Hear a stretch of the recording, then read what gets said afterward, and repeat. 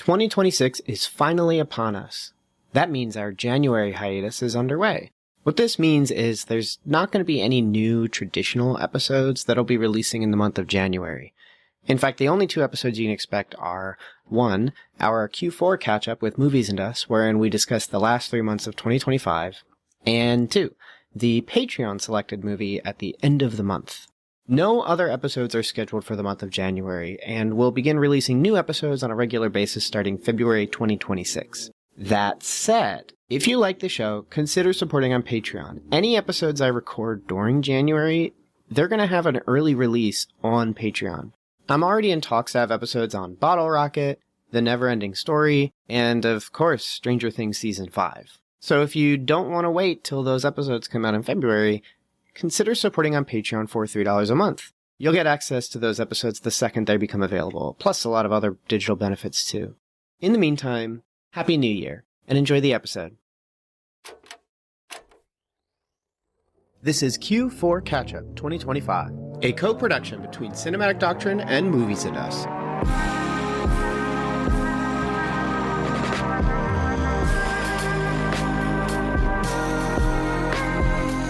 I was about to autopilot into my introduction, which is, hey, if you just press play, blah, blah, blah, yada, yada. But that's not what kind of episode we were doing. We are actually doing a Q4 2025. Yes, it's 2026 already, but we're going to reflect on the last 3 months of 2025. So Q4 catch-up. This is a cross-produced episode with Cinematic Doctrine, myself, Melvin Benson, and then Movies and Us, which is Jen and Sarah, the lovely Jen and Sarah, who are just like, man, they're just so good. If you're listening on the Cinematic Doctrine feed, you really got to be listening to their show.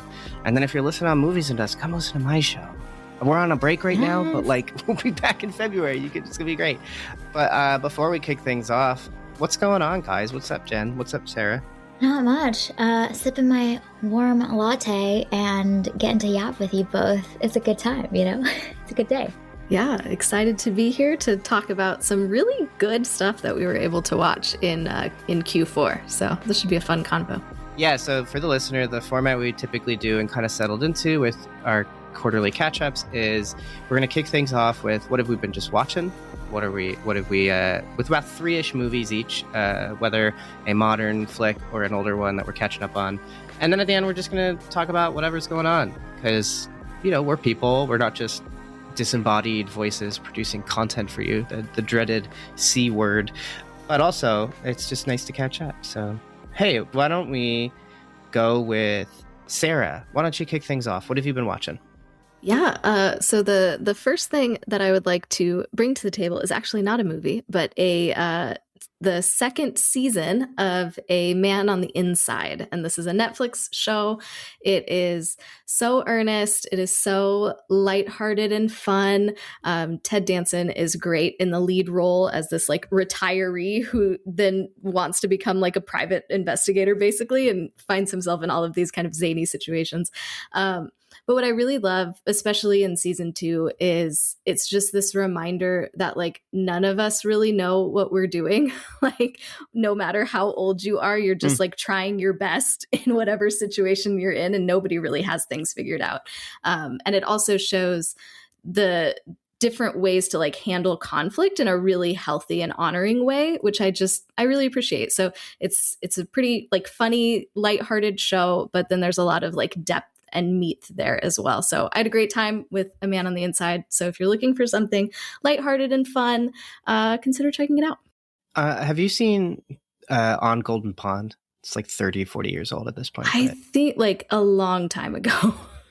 Yeah. So one of the things I liked about that movie is exactly what you described about the show, where it's like it's an older person kind of still learning who they are, even at their age, which I'm sure for some people is scary, but it's also like kind of liberating to think like, oh, like you still have time to go through it. I guess is it like a dramedy? There's some drama and comedy mixed in. It's mostly comedy, I would say. There is that like heart at it though, and there are some dramatic moments, but I would say it's mostly a comedy, little drama. Is there going to be did they renew it or did they Netflix it? Were they like, nah, we're done? You know what? That's a good question. I hope that they renew it because both of these seasons have been quite good. So it would be a mistake not to renew it, but that doesn't mean anything for Netflix because they cancel great shows all the time, and it makes me angry. Yeah, and if they don't, they just have them fight a giant spider at the end anyway. So I guess that is one way to go. So, what else you got, Sarah? Okay, so a movie that I would like to bring to the table. I did include this in my honorable mentions for our top 10 episode that we recently released, but I want to talk about it again. And it is kind of the exact opposite of A Man on the Inside, and it is Hedda. It is currently streaming on Amazon Prime. This is a movie that is not for everybody. If you are familiar with the original play, you might be upset at some of the changes that happen with this movie. But I, in the first minutes, was just swept up in this world. The way that I describe this film is I was intoxicated by it. I wanted to know more. I wanted to be in this world. Everybody is a terrible person. And I had a great time just watching everybody manipulate each other. The cinematography is fantastic. The set design, the costume design is great. Nina Hoss gives a fantastic performance. I had a great time with it. It's not for everybody, but man, I was swept up in this and I had a great time. I have never heard Sarah describe a film as being intoxicated by it, so consider me very intrigued. I'm hoping that this will get some Oscar nominations so then we can review it, because I also don't know how you will feel about this movie, Jen, so that could also be an interesting conversation of you just being like, Sarah, what is wrong with you? How would you describe intoxicated? Did you just find that the second you started and then you knew you were into it, it was like what's that thing from Soul, the zone or whatever, your flow state or whatever? Yeah. I think there's just something kind of alluring about the way that this is filmed. I was really focused on the cinematography while watching, and the way that the camera moves is just so interesting. And I felt swept along with it. As the camera is moving, I was like, yeah, I'm here with this. I'm ready to go on this journey. It's such an atmospheric film. It's very much a vibe film, and the vibes were good for me. Watching terrible people manipulate each other. I love this. It's a great time. Oh my gosh. I wouldn't want to be that person, but wow, I had so much fun watching it. Sounds like an art house reality show. My brain immediately went to Succession, which I adored. So I'm if it's anything like that, I love watching terrible people be terrible to each other. The last one that I would like to bring to the table is also very different, and it is a short film, Jane Austen's period drama. We actually had the privilege to talk to the directing duo of that short film, and that was such a fun conversation. But this film is so much fun. It's so funny and witty, and the way that it takes the Jane Austen world and the Jane Austen language and is able to then use that to create this really funny juxtaposition as we're talking about menstruation and what it's like to have your period. I just found to be really engaging and witty. It's so funny, and yet there's so much heart and depth at the core of it. And so I loved that combination of things. And it's currently streaming on Canopy. So if you have a library card, you can go watch Jane Austen's period drama, which is just such a fun time. I guess, Jen, then you watched this one too, since you guys did an episode. Yeah. I'm impressed at humor that's done so well and so sharply. Humor's really hard to do these days, and they somehow nail it, and it's quite clever. Jen, do you want to go next? Sure.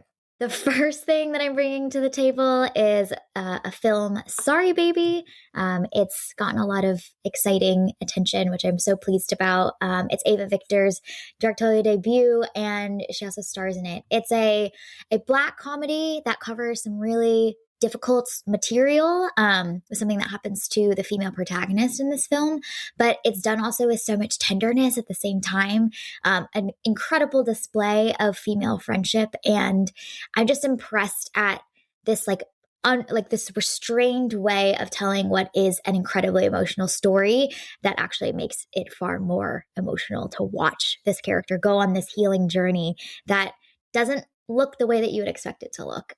So Sorry Baby I was just so impressed at its ability to handle such delicate subject matter with so much tenderness. So Sorry Baby is my first pick. It's streaming on HBO Max, which is very exciting. Sarah, did you see this one?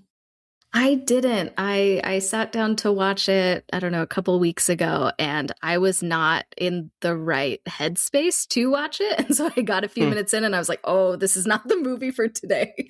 So I need to watch it because Fair warning. I've heard such great things about it, but I was just, that day was not the day for Sorry Baby. What do you got next, Jen? My next thing that I'm bringing to the table is film Train Dreams. It's directed by Clint Bentley, who worked on Sing Sing, which both Sarah and I absolutely adored. Huge favorite of yours, yeah. Yes. This is available to stream on Netflix, which I think is fascinating because it is incredibly slow and poetic, and it's a film that I can see people getting bored by and picking up their phones as they do when they watch Netflix, but please don't do that with Strange Dreams. It's a film that I would say like is to be breathed in and breathed out is the best way that I could describe it.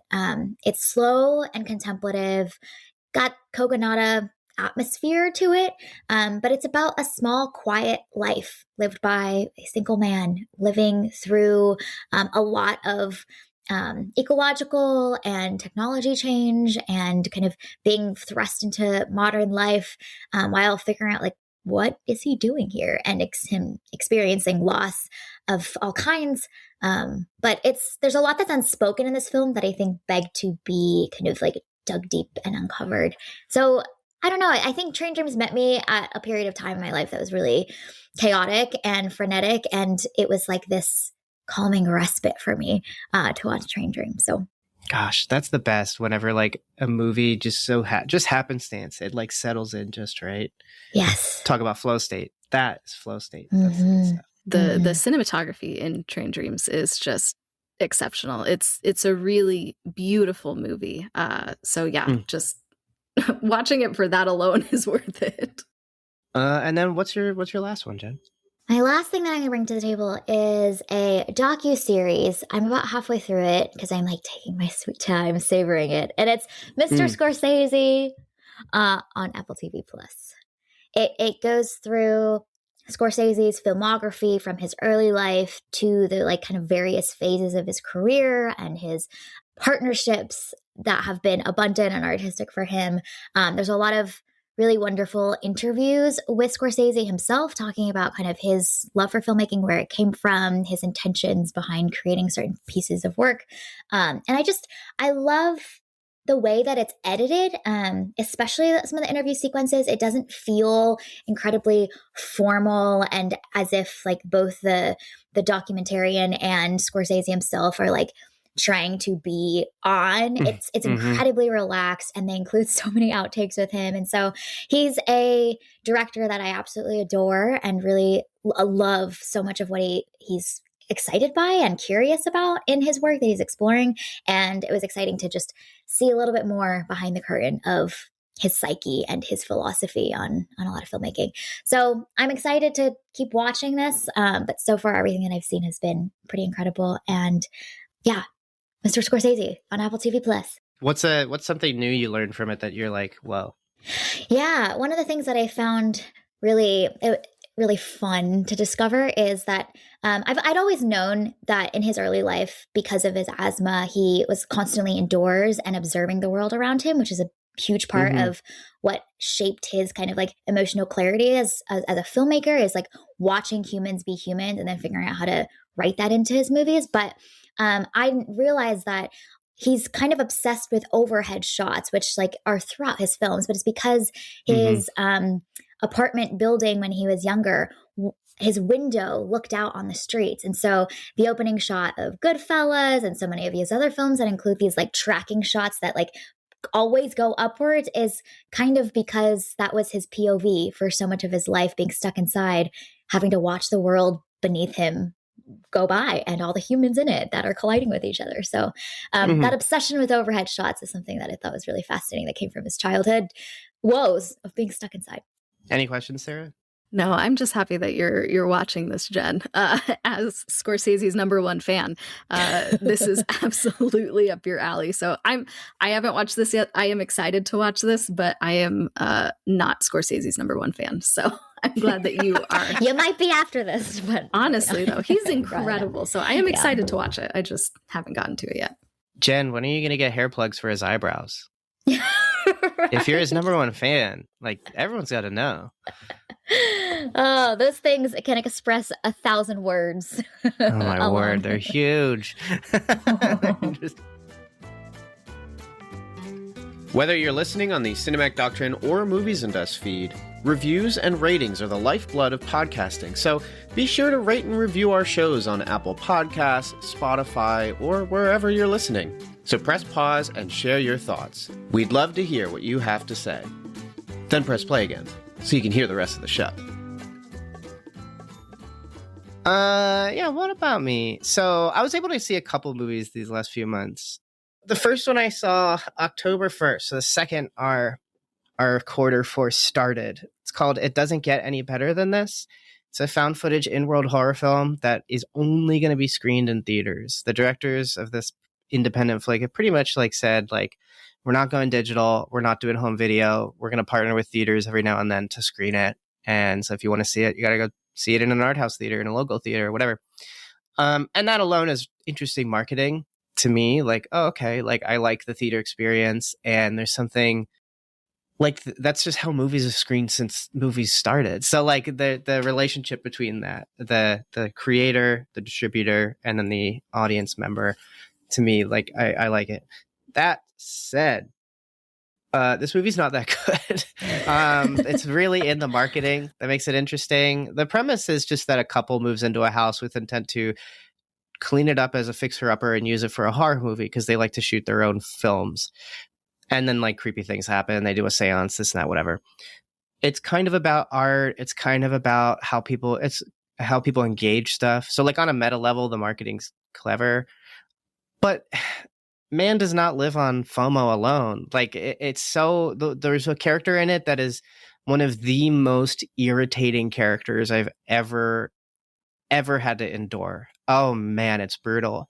And then there are just things that kind of take place that just leave you head scratching. Kat and I had a nice time. We really liked the place we went to. We went to Philomoka, Philadelphia Mausoleum of Contemporary Art. It's in kind of really close to Center City in Philly.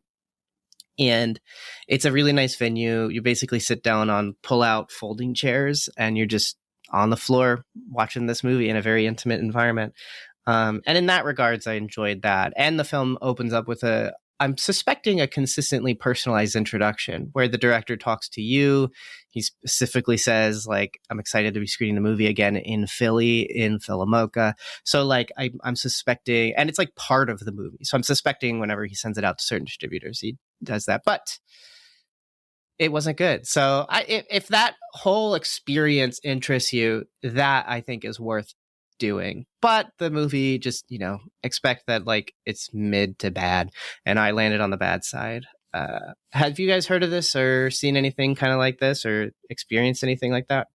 I have not, but I'm curious the movie going experience for you, getting to watch it with other people in this very uniquely curated environment. What was that like? The reactions, the kind of being in an audience for a film like this. Yeah, I mean, well, first off, other people were totally engaged.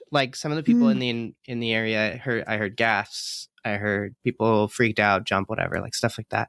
So they were totally into it. So there is the statistical chance that you will enjoy it.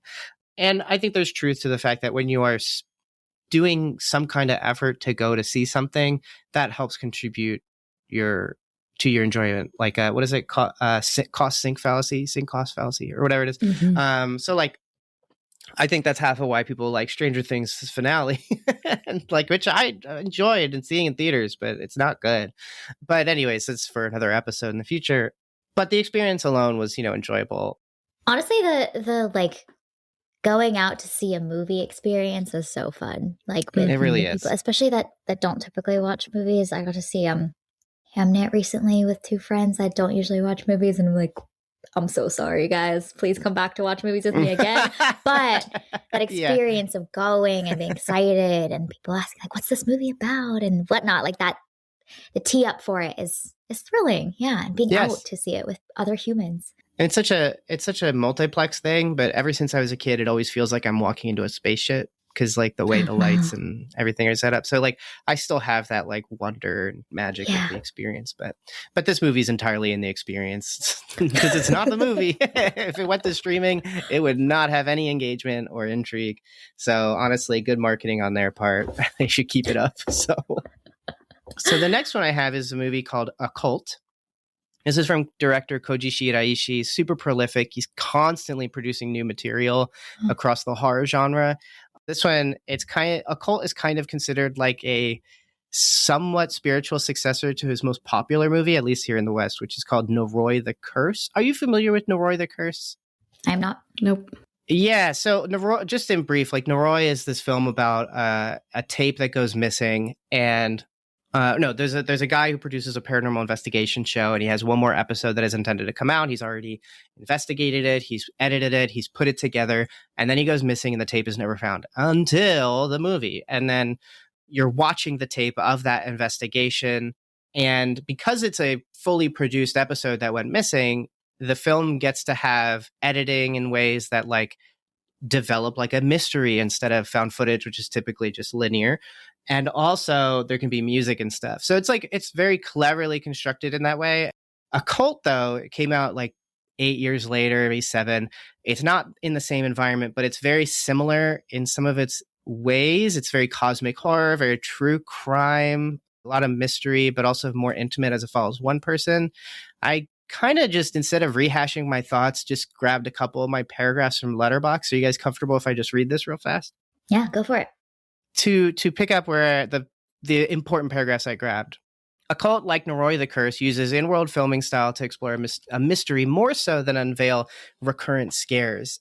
Koji Shiraishi's understanding of how to pace archaeological horror tales is impeccable, and I think he might be one of the only modern creatives I've watched who expertly tackles what makes psychological horror so disturbing. Some people become so convinced that evil things are good and good things are evil, and Shiraishi carries us through this experience one scene at a time. Noroi the Curse, I think, is a lot more clear with its motive, setting up a fairly understandable mystery that still leaves room for interpretation and terror. But Occult not only follows the one who's fundamentally lost it, it continues to throw ideas and themes and little curiosities your way. It's not as holistic as Noroi the Curse, a film that takes footage from a collection of places to tell its tale. It's more akin to a character study following a sad figure that becomes more dimensional as the film goes on. I don't think I would say Occult is scary, but it plays with concepts of dread and agency. Its opening scene explains a horrific murder, quote-unquote suicide, that takes place at a bridge, and then this location where everyone involved in the event had different reasons to be there at that exact time, and they all kind of have some implication of they were drawn to it from something outside themselves. Then the perpetrator just vanished. He just jumped off a cliff and no one found the body. Similar, though, to Noroi the Curse, Occult also has this relationship with how the poor or the destitute or social pariahs have like a further, they just sometimes have a further devotion to spirituality. Koji Shiraishi doesn't give me the impression he's taking advantage of the poor or the destitute to create a story that exploits them and their faith beliefs. But it does kind of remind me of something that all of his stuff just reminds me of something I remember hearing. I don't remember who this is from. It's a quote that I'm paraphrasing, but it was something along the lines of, the theologian is stable enough to ponder how God could permit hell to even exist. But the poor is stable knowing that there will be justice in the afterlife because of the injustice they've experienced. Natural disaster, that was kind of the end of that. Natural disasters and random acts of God do occur, and that is something for someone to explore and rationalize, but all acts of evil have ultimately been perpetrated by other men or women. And as such, there is reason to desire justice, let alone feed this innate desire for justice that we all kind of have. And so there's a hope in at least the afterlife, wherein the unjust will suffer for the actions that they've committed. And I feel like sometimes when you are on the lower class, you have that, you have more hope in that because of so much injustice at your expense.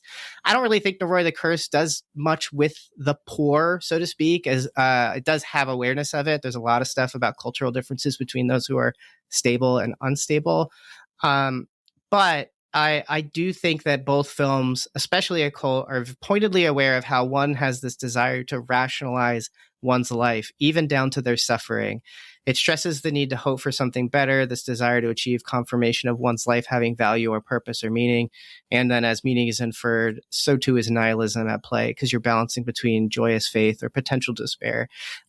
Yeah, I mean, clearly a cult made me think of a lot of things. What's frustrating is this movie, that's the end of all the stuff I read on Letterboxd. This movie's frustrating though, because it doesn't, I don't think, have an official release in the States. This is all I'll say. I found a DVD copy on eBay and I bought it so I could watch this movie. I wanted to watch it for years and I just was like, fine, I'm buying it. Who knows if that's an official distribution or not. It was sold on eBay and I bought it. So that's what I did. So, yeah, but I don't know. I thought this was just like such a freaking good movie. It's so good. So that eBay purchase was worth it. Oh my gosh, it was so good. It was like the quality of the DVD was so bad. It was like 360p.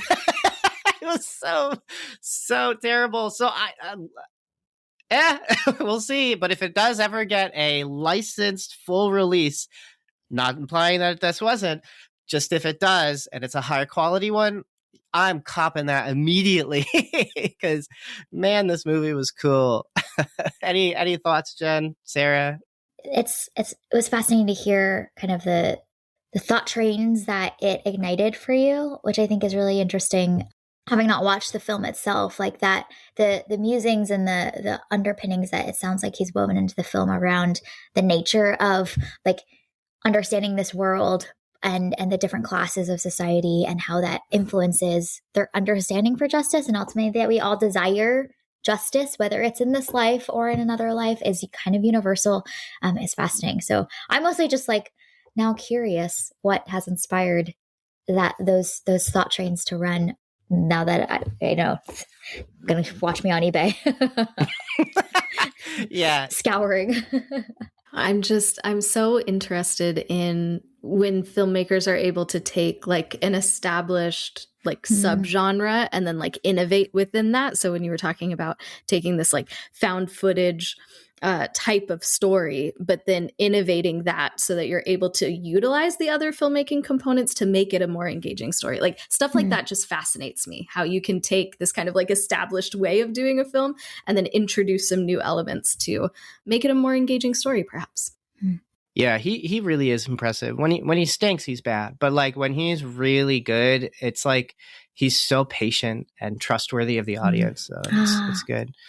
Then the last one, I'll keep this real brief, but I finally saw Good Boy. This is that horror movie about a ghost haunting someone, except the whole movie is told from the perspective of the dog. Indy, our main character, is owned by a man who's avoiding rehab. He's overdosed a few times, but he's finally going to go to this old family cabin to get clean. At least that's what he tells his, as he perceives, overbearing sister. Indy, however, kind of notices things about this cabin pretty much immediately, and so begins the little ghost story haunting. It's not as good as I was hoping it to be, but it is good. In fact, it's more a promise of creativity for future projects that I'm hoping to see from this director.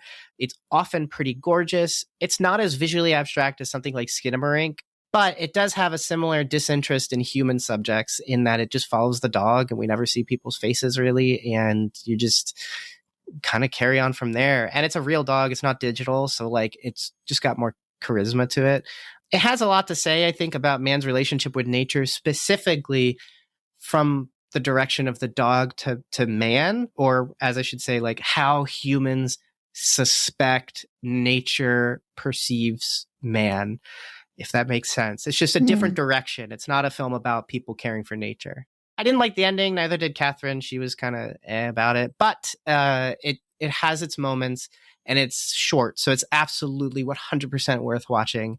It's on Shudder, I think, right now. It's they licensed it for distribution. So yeah, Good Boy's pretty dope. Did you guys see this one?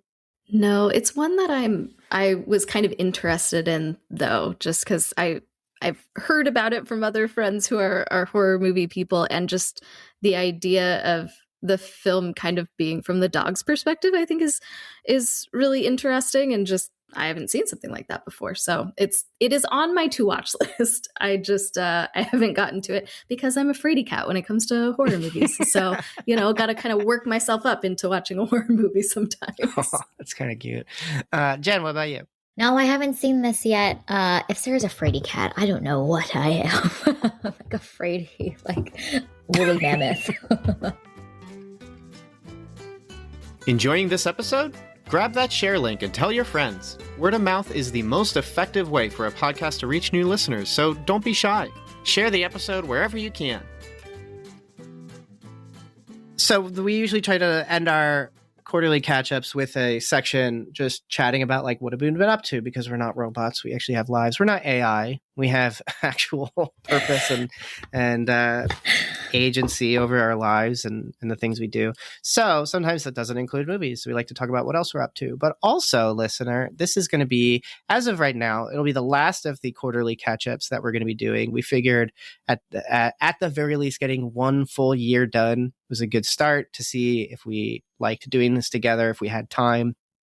And it's just turning out time-wise that it doesn't seem like something we can completely do for the future. All I have to say is this will be the last one. And so I think it'd be interesting to talk about what have we been up to the last 3 months?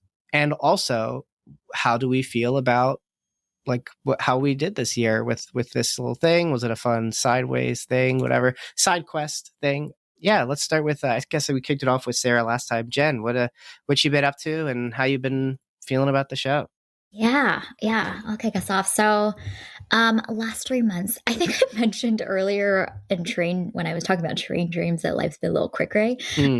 So I moved cities this past quarter, which was kind of big. I'd been living in Seattle for 6-7 years, and so we have repotted and replanted in a new place. So moved to California. Wow. So kind of just a lot of logistics, planning, life craziness to settle in a new place again, and kind of, put down new roots in a new place. So that's been new.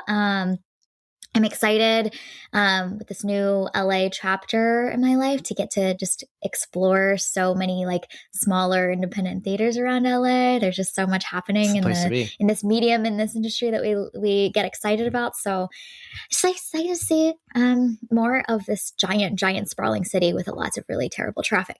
I'm going to have so much time in the car now to listen to so many things and podcasts. So yeah, be well acquainted with things to keep me company while driving. I think I mentioned earlier this year, but probably in our Q1 catch up, that I bought an espresso machine and was just playing with latte art. And cool. I've picked that back up again the last couple of weeks, steaming milk. And milk every day, just like trying to like crack the code that is the perfect temperature pacing of creating small bubbles in milk so that we can make beautiful things in lattes with. So that's been really fun. It's kind of meditative for me, and it feels like a puzzle. Like every day I'm like, gosh, we can try again today. We're going to steam it a little less long and spin it a little longer, and maybe too much air last time. So that's just been like a fun rhythm the past few weeks. And then recently got to go to a jazz club in New York City. And I've always loved jazz, but seeing like a big band jazz set in New York, like all of the atoms in my body were just like, my God, I need more of this. So been watching some jazz documentaries and kind of going through different artists and listening to a bunch of their work to try and get an understanding of like all of the evolution of this medium. So I have so much to learn. I know nothing about this art form, but I'm thrilled by it and it's exciting to me. So yeah, been diving into the world of jazz a little bit more. Oh man, that's cool. What about you, Sarah? What's up?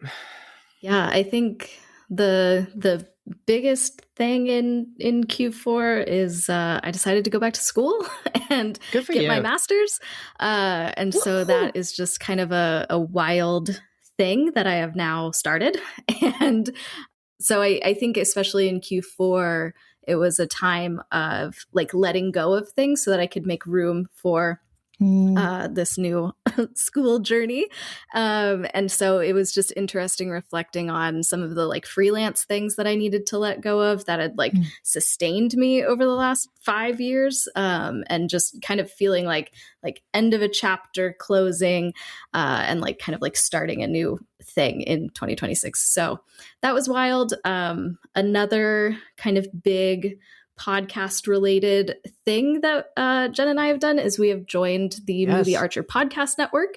And so that has been kind of a wild ride too. And so we're just like really excited to see what 2026 holds. And then just the other shout out that I want to give is just to you, Melvin. Like, thank you for setting up these quarterly catch-ups. They have been so good, so much fun to just kind of like reflect on a quarter at a time. And so if you are listening on the Movies and Us feed, make sure you go subscribe to Cinematic Doctrine, because Melvin always has come say hi. Good, insightful content coming out. But yeah, just so grateful for what we've done in this year. These have been so fun.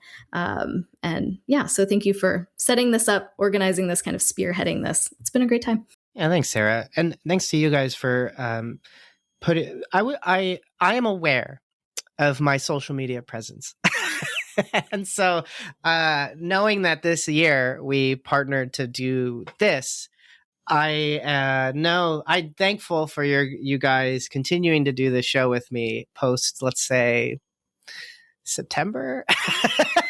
So because I don't know, I feel emboldened. Something about this last year just really hit me. So thanks for that. And then also, thanks for sticking around for the show too. I feel like this has been, it's just, sometimes you just don't have time to talk about all the stuff you want to. And I feel like these have been so helpful for that. So it's been really, really cool.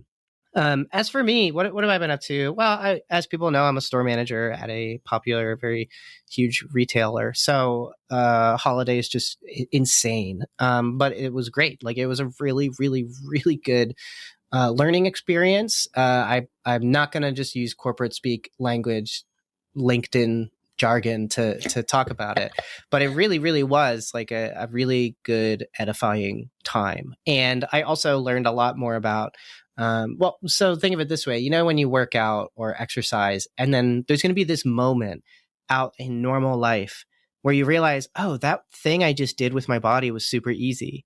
And it just clicks that there were things that you got better at that you kind of didn't realize until that's how this felt, where there are improvements that were made throughout the last 2 years of me being a store manager, that this holiday they hit and clicked. And so I'm thankful for that. I know myself. I know who I am and the life I've lived. And so I'm so thankful for God's grace and patience in leading me to a life where I'm not just alive, but able to lead.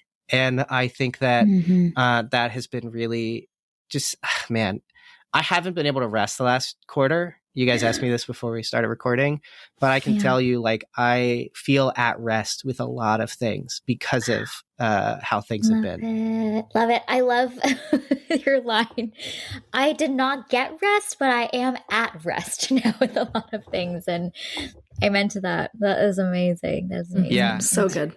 Yeah. Thank you so much, Melvin, for organizing so much of this, doing so much of the heavy lifting. Sarah and I have had the privilege of getting to like show up and yap with you every couple of months and just check in on live things and all that stuff. So it's been awesome. We appreciate you.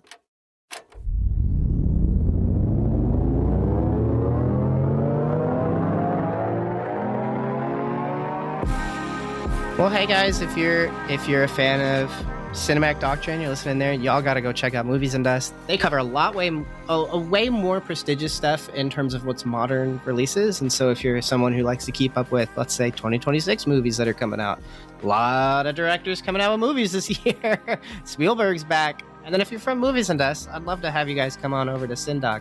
We have some pretty cool episodes, different formats, all that jazz.